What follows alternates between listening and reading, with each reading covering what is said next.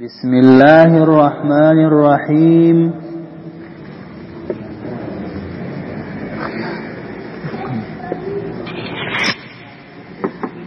باب خيار الشرط باب دے په خيار شرط کی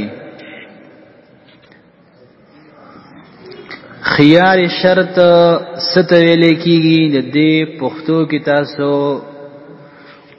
ځان پوهه کوي خيار شرط دی ته وایي چې اغستون کې او خرڅون کې سوداو کې یو بل سره خو بیا یو تنوي چې سودا خو وکړه خو ګوره ماته به 3 ورځې اختیاري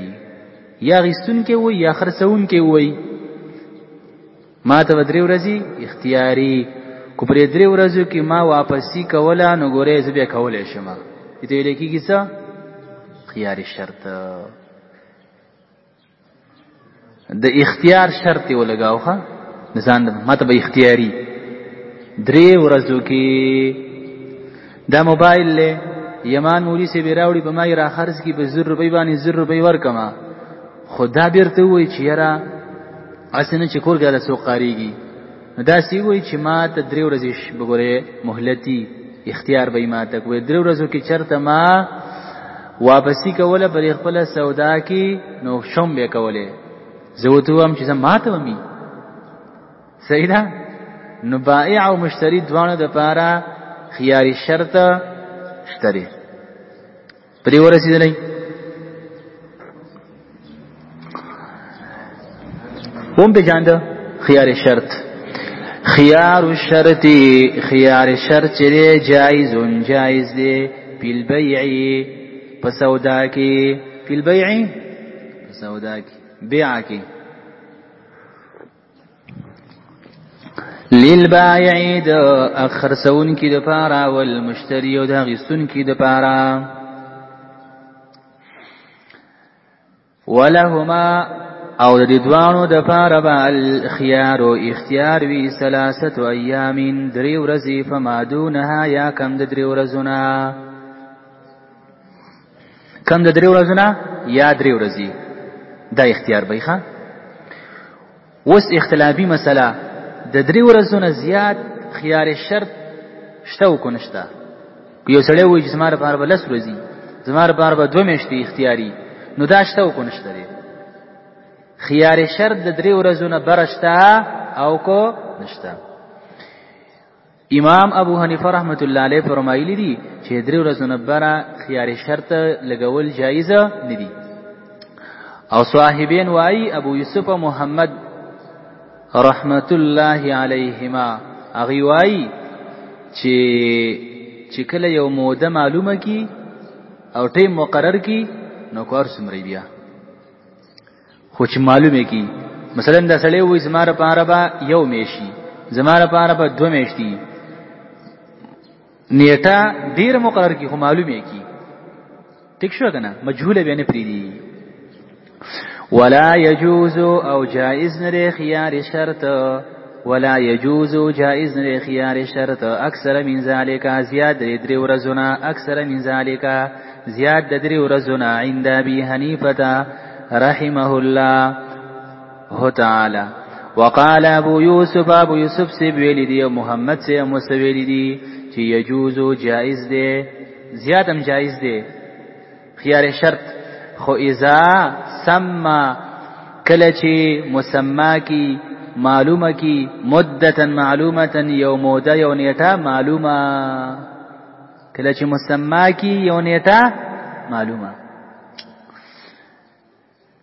دې پورې ورسېدلې وخيار البائع يمنع خروج المبيع عن ملكه فإن قبضه المشتري فهلك بيده في مدة الخيار زمينه بالقيمة سرد مسلي واورا بائع خيار ولگاو خيار شرط الکا ز راولګی دلما دا موبایل می پتا باندې په 100 روپۍ در خرڅ کو نو ز بایع شوما او تاسو شوي ته مشتری شولې کنه ما خيار شرط ولگاو د ځان د پاره چې لکه زه خرڅون کې ما در خرڅ کو د موبایل په 100 روپۍ په تا باندې خو ګورا خيار به زما د پاره د بائع د پاره چې زه بائع ما ټیک شو کنه نو د بائع د خيار چره دا د مبيعه نو باسي د مد د بائع نه دا خيار د بائع چې دی دا نو باسي د مبيعه د ملک د بائع نه دا اوس هم زما په ملک ده د دې خيار په دې موده کې الکه ما ویل چې دا موبایل مې در خرڅ کو به 100 روپۍ باندې سیدا خو ماته بدري ورځې مهلت وی ماته به اختیار وی کو زه پدې کې واپسی می کول نو کولې وشم تا ول ټیک ده اوس په درې ورځو کې دا موبایل زما په ملک اوسم دی خيار د بائع چې دی نو باسي د مبيعه د سودا د ملک د بائع نه پرې ورسېدلې دا اوس زما په ملک کې دی ها وس سوال لاره خدا چرته هغه مشتری والی او کور ته یوسی او په لاس د مشتری کې هلاک شنو بیا بس چلی نو تاوان به ور کوي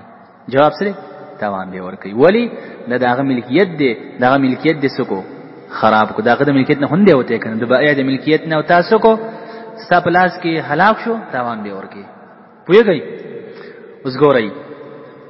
وخيار البائع او خيار د خرڅون کی چې يمنع دا منکوي خروج المبيع وتل د مبيع عن ملكه د ملک د بائعنا ملکیت د بائعنا فإن قبضه المشتري کو چرته قبض کو دی مبيعي لرا مشتري فهلكان هلاك شو دا مال بيده پلاس د دی مشتري کی په مدت الخيار پنيټه د خيار کې نو زمينه دا به ذمہوار وی بالقيمتي په قیمت سره دا به ذمہواری په قیمت سره پوئیږئ وخيار المشتري لا يمنع خروج المبيع عن ملك البائع إلا أن يشتري إلا أن المشتري لا يملكه عند أبي حنيفة وقال أبو يوسف ومحمد يملكه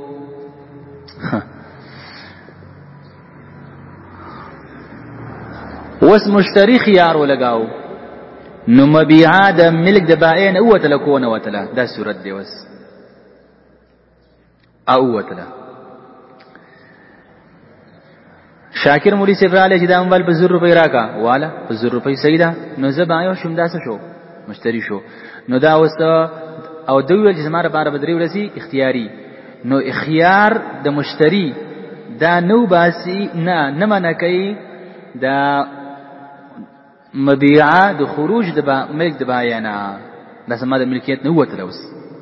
ولی هغه خيار ولګاو شرط ولګاو ځان د پاره درې ورځې سیدا نو ما خوند لګولې نو زما د میګ نسو شولا وته اوس دا هغه ملک داخله شو داخله نه شولا اوس اختلاف دی اغیستون کی چې مشتری دی هغه خيار شرط ځان د پاره ولګاو نو په اتفاق سره دا خبره ده چې دا خود د بائع د ملکیت نسو شو دا شی وته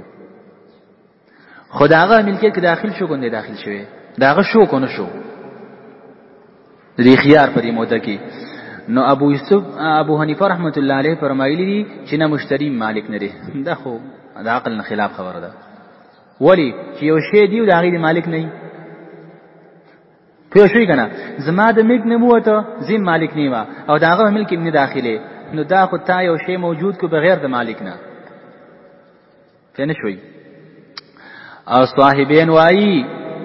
صاحبین وای وې دای مالکیږي د مشتری د ملک د بائع نه ووت شي او په ملک د چا کې داخل شو د مشتری کې ور داخل شو اوس کو چرته د مشتری په لاس کې هلاک شنو بیا بس چلی به بدس چلی چې قیمت دی ور کین پوه شو به اوس ګوري وخيار المشتري او خيار د مشتری چې مشتری خيار ځان د پاره ولګي لا يمنع دا نمنکي خروج المبيع وتل السودا من ملك البائع د ملک د بائعنا الا ان المشتري مگر بشک مشتری چې لا يملكه ني مالکيږي عند ابي حنيفه وقال ابو يوسف ومحمد يملكه اغي سوي مالکيږي مشتری مالکيږي سیوا فإن هلكا کشری هلاک شو دا مال بيده پلاس د مشتری کې نو هلکا بالثمن دا هلاک شو په بدل قیمت کې بدل دا قیمت به وس ورکی کني ورکړې وس پوری. وکذالک او هم دقرنګي قیمت به ورکی ان دخله کو چرته داخل شو بدی کی عیب عیب. سورۃ د مسلی وایا ماهر مولوی صاحب ترالی زمانه دي دا موبایل واغیست او تا ځان د پاره اختیار درې روزه ولګاو خو مخکې به کې عیب نه خو چې تا زمانه واغیست نو تا به کې سکو عیب پیدا کو نه بس دارس چلې چې دا وسه ته مال قیمت راکې پوه شوې پی قیمت به راکې ولی دا وسه د ملکیت نه وته وکنه او تی مالک شوی وي په دې مدد خيار کې ستا په لاس کې به کتاب خپل ملکیت کې به سره واستې نقصان راوستو نو ته به اوس مالا پیسې راکې. وکذالک هم دقرنګا د مخکنی مسلې به شانتي قیمت به ورکی ان دخله کو چر داخل شي په دې مبيعه کې په دې سودا کې عیب س نقصان په لاس د مشتری کې د مودي په خيار کې. بس دې